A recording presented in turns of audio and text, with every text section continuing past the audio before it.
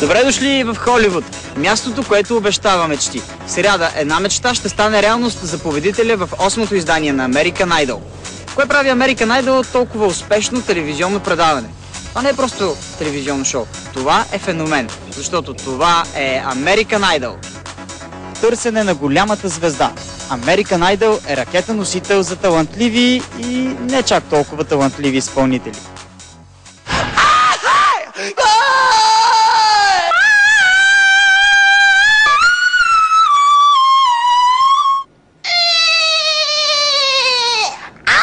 You, my pretty.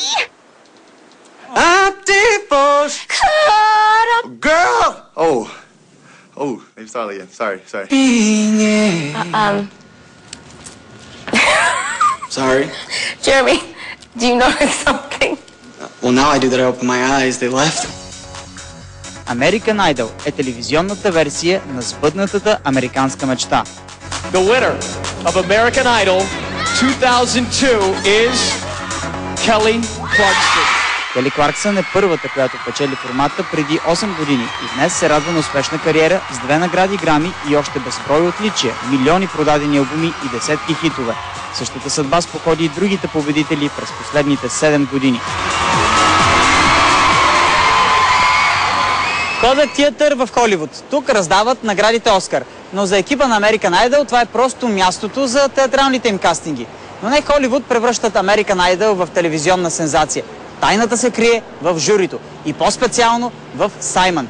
Остатият англичанин ще ви накара да повярвате, че Фънки е мил, внимателен, любезен човек, който в никакъв случай не иска да нарани чувствата и емоциите на някой от участниците.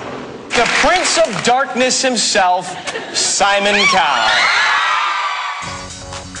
Обичан или мразен, британецът Саймън Кауъл не оставя никого безучастен. Голямата уста на American Idol е известен с ужасно директните си коментари и прямота, която достига цинизъм. Често обаче това е заслужено. You are where you are now for one reason and one reason only. You are a loser. But that was painful. I mean, you haven't got a voice, the song was terrible, everything was wrong. I'm puzzled. I think you're amazing. Oh, thank you so much. Amazingly dreadful. No, really. Really? Seriously, I mean, almost... I don't think another human being on the planet will ever sing like you. I think you are a one-off. There's only one of you. Thank God. Oh, you are too kind. Thank you so much.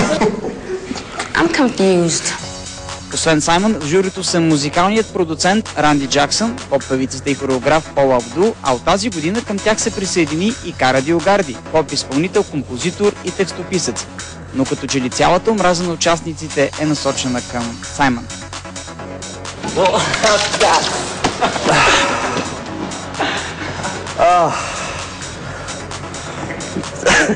Толкова за Саймън и American Idol. Утре ще ви разкажа за единствената българка, участвала в най-гледаното телевизионно предаване. Тя достигна до топ 12. А сега ви оставям с Иван, Андрей, Саня и поп-концерта на българските идоли.